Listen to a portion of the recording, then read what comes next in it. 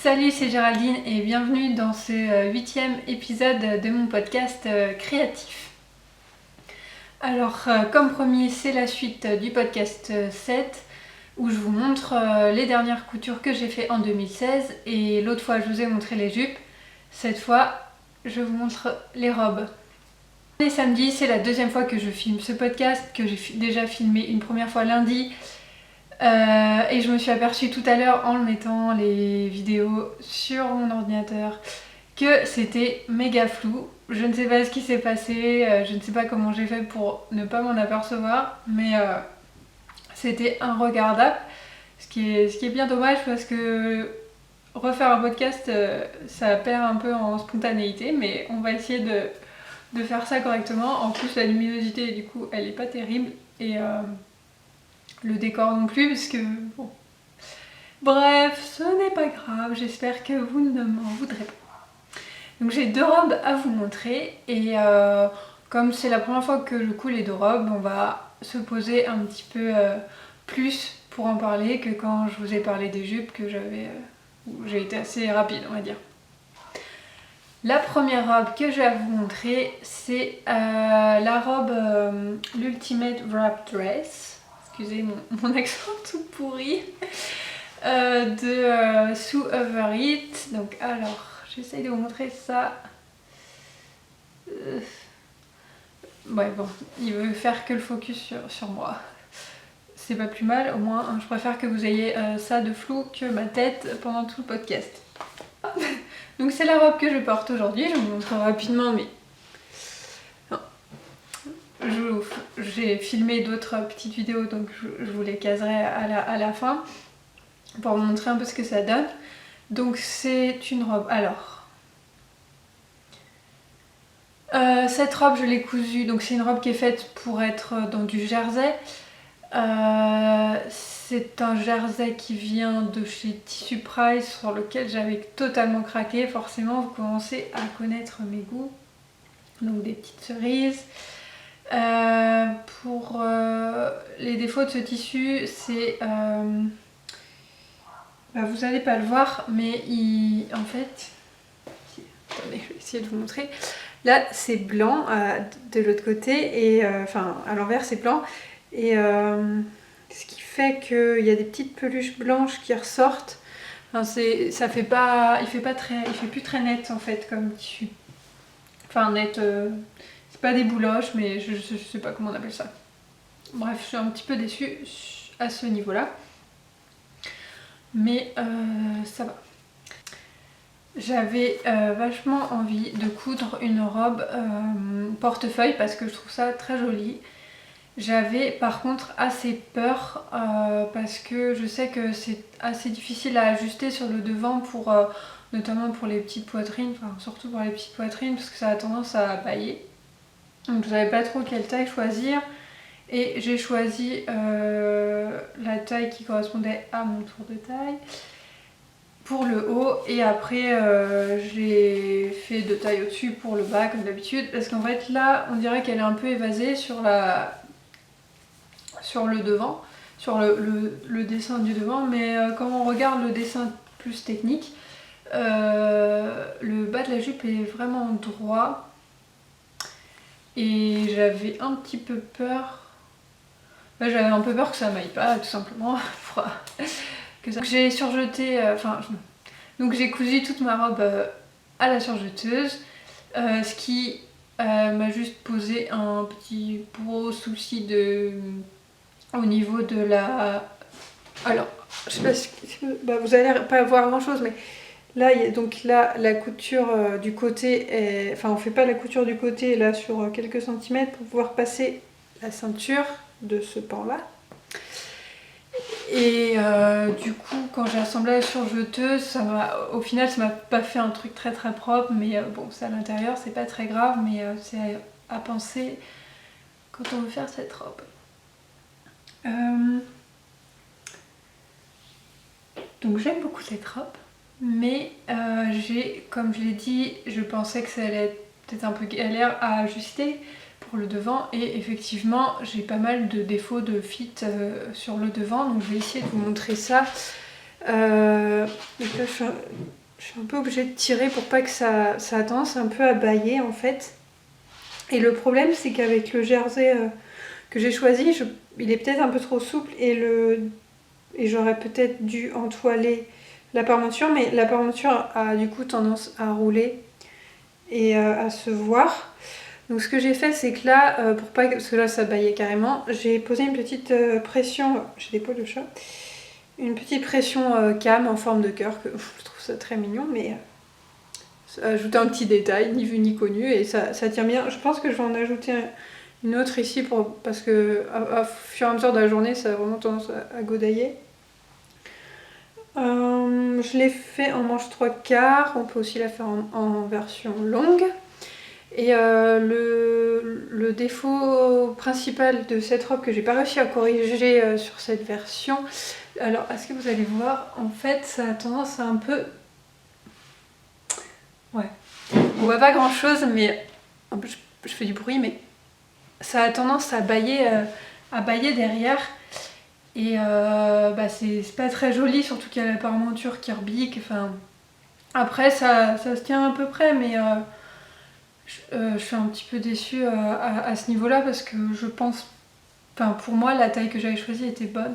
Donc si je la refais, je ferai peut-être encore une taille en dessous, en haut. Enfin vraiment, ouais. Ou alors faut choisir un jersey qui a un peu plus de tenue, je ne sais pas. C'est peut-être ce que je reprocherai à ce patron, c'est que ils disent light to medium weight jersey or stretch fabrics. Super accent. Donc un jersey de poids léger ou moyen ou tout autre tissu stretch, mais il n'y a pas le pourcentage de stretch de précisé, et quand même je trouve que ça influe beaucoup sur la tenue d'un vêtement. Donc ça, c'est un petit reproche que j'aurais à faire à cette marque, et aussi au fait que je n'ai trouvé nulle part l'information de taille, de comment dire, de hauteur pour quelle hauteur de personne quoi les patrons étaient dessinés. J'ai vraiment du mal à parler. Voilà, donc, mais après moi j'ai fait la plus grande longueur, enfin j'ai pris la longueur de la plus grande taille, et franchement niveau longueur c'est pas mal, on tombe bien. Donc moi je l'ai fait pour que ça tombe à peu près mi-cuisse, donc un peu plus bas que mi-cuisse quand même. Donc je suis plutôt contente. C'est tout pour cette robe, je pense que j'ai tout dit. Si vous avez des questions, n'hésitez pas. Moi je l'aime beaucoup, et puis j'ai déjà eu des compliments dessus, donc ça fait toujours plaisir. Je me sens bien dans cette robe. C'est un des premiers vêtements que je couds quand même où je me sens vraiment bien dedans, donc c'est cool.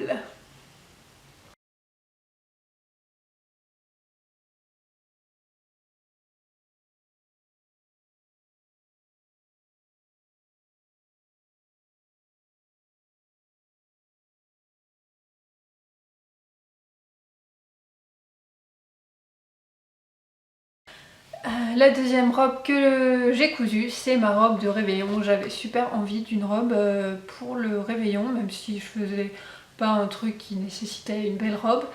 Mais moi j'en avais envie, et dans mon stock j'avais acheté au Coupon Saint-Pierre il y a hyper longtemps, pas si longtemps que ça, mais à 5 € les 3 mètres comme ils font des fois, un tissu à paillettes. Donc ça doit être du polyester bien crado, écologiquement parlant, mais voilà. Et donc comme le tissu est à paillettes, je voulais un modèle plutôt simple, que ça fasse pas too much. Et je suis partie donc sur la robe réglisse de Dirando, que je n'avais jamais cousue non plus. J'ai un tissu pour l'été à coudre avec cette robe qui m'attend depuis 2 ans je crois. Donc maintenant que je l'ai faite une fois, je vais peut-être plus facilement me lancer. Je sais pas pourquoi, j'étais persuadée que cette robe était compliquée. Et en fait c'est plutôt bien expliqué. Ouais, je l'ai pas dit tout à l'heure, mais la robe dessous Favorite est très bien expliquée. Donc cette robe aussi, il n'y a pas de doute dans les explications. Alors je vous la montre rapidement. Je vous mettrai des petits, pareil, des petites vidéos de quand elle est portée après. Donc là, parce que là vous allez bien sûr rien voir, même pas que c'est à paillettes en plus. Donc voilà. Et voilà. Donc c'est une robe qui a normalement un col lavalière, je crois que c'est comme ça qu'on dit, qui n'a pas de doublure et qui est en bas, pareil, devant et derrière. Sur le site, enfin sur le blog plutôt de la marque Direndo, vous avez plusieurs tutos pour cette robe, dont le fait de poser une doublure et pas de col, et de faire le devant et le derrière asymétrique. Donc ça, je vous mets les liens en dessous de la vidéo comme d'habitude. Donc oui, moi j'ai fait ça. Là vous n'allez pas très bien voir peut-être, mais le bas est plus long derrière que devant. Et je n'ai pas de col et c'est doublé. Alors, j'ai fait, donc j'avais jamais cousu cette robe, pas de toile ni rien. J'ai choisi la taille de mon tour de taille pour le haut. Et j'ai rajouté quelques centimètres au buste comme je fais d'habitude chez Direndo. Et j'ai direct fait un SBA qui est expliqué aussi sur le blog de Direndo. En me basant, en retirant à peu près un nombre de centimètres qu'il y a entre les deux tailles, enfin entre la taille que j'ai choisie et la taille du tout.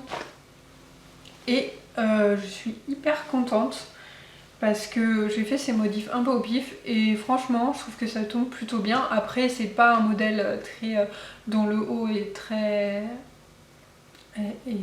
près du corps, c'est un peu fluide donc ça laisse une petite marge d'erreur, mais du coup je suis super contente. Je bug aujourd'hui. Alors par contre comme j'avais vu sur internet, les versions que j'avais vues me paraissaient quand même un peu trop courtes pour moi, donc j'avais rallongé mon patron de base de la robe réglisse, que j'ai rallongé encore un peu plus pour faire la symétrie. Et en fait je me suis aperçue à la fin que c'était pas la peine en fait. J'ai dû tout recouper, j'ai dû recouper 10 cm, un truc comme ça. Donc à peu près ce que j'avais ajouté, il me semble. Et surtout, ce qui est un peu bête, c'est que comme c'est la jupe, c'est comme une jupe cercle, donc ça part comme ça, la pièce de tissu qu'on coupe est dans le pli, et du coup moi ça dépassait, donc je pouvais pas couper ma pièce devant ni derrière dans le pli du tissu. Ce qui fait que j'ai dû couper ma pièce devant en 2 fois et ma pièce derrière en 2 fois, ce qui fait que j'ai la petite couture au milieu, mais je pense que vous voyez. Mais ce qui est pas très grave puisque les pièces de haut sont elles aussi, mais ça c'est prévu dans le patron, elles sont aussi coupées en 2, enfin divisées en 2, donc tant que ça tombe au même endroit, les coutures ça va, ça fait pas bizarre quoi. Enfin moi je trouve pas que ça fasse bizarre. Donc je l'ai doublé avec une doublure qui était prévue pour ma jupe Holly Burn, la pauvre, qui n'est toujours pas de doublure, celle que je vous ai montré que j'avais cousue au mois d'août. Donc je lui ai volé la doublure qui lui était destinée pour faire cette robe, qui est une doublure, comment on dit, qui ne fait pas d'électricité statique. Voilà. Ah. Ma robe est tellement lourde qu'elle tombe toute seule.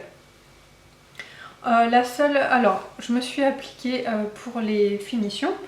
Tout est surjeté proprement. Enfin, j'ai cousu à la machine à coudre, mais j'ai surjeté mes bords comme il faut. Il y a juste mes mancherons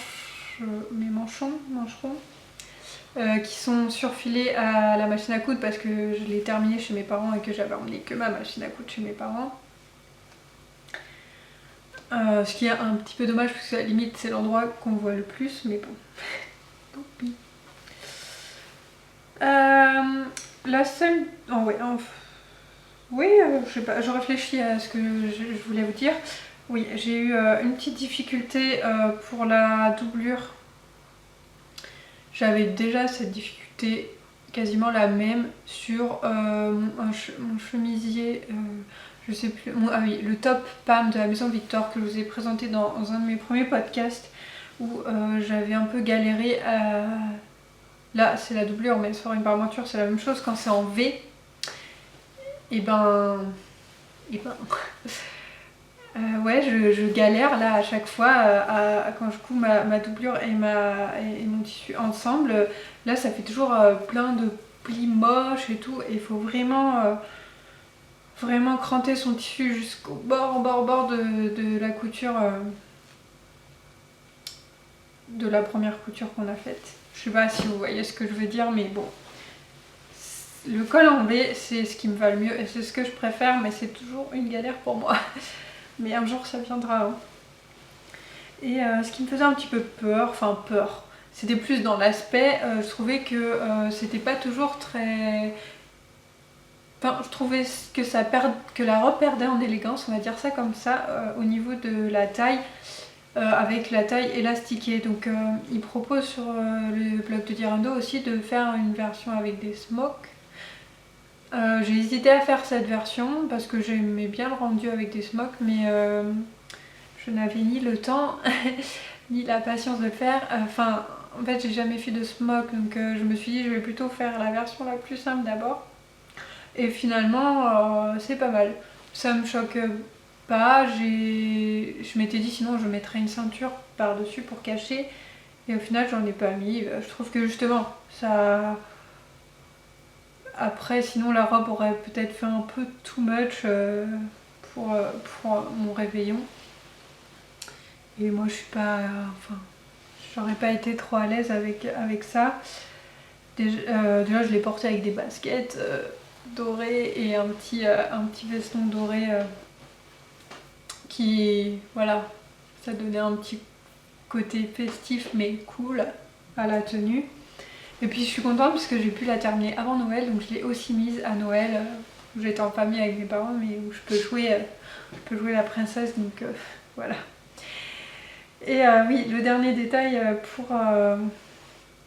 de cette robe, je veux dire, pardon, c'est que j'ai donc fait un ourlet avec le biais, comme j'en parlais dans mon précédent podcast avec les jupes. Et sauf que j'ai choisi un biais doré parce que je trouve ça rigolo et que vu que c'est une robe asymétrique, ça allait forcément se voir, l'ourlet ou le biais. Du coup je m'étais dit puisque ça va se voir, autant que ça se voit carrément et que ça donne un petit détail rigolo à la robe. Parce que bon, si on fait des coutures qui ressemblent... la couture c'est aussi ça quoi, c'est aussi de pouvoir ajouter des petits détails rigolos, originaux dans ses tenues. Sinon ça sert à rien. Vous êtes d'accord? Voilà.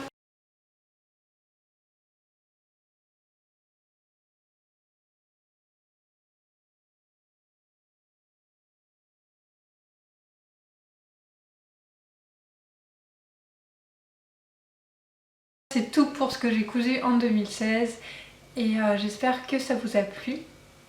Et puis on se retrouve très vite pour une prochaine vidéo. Salut!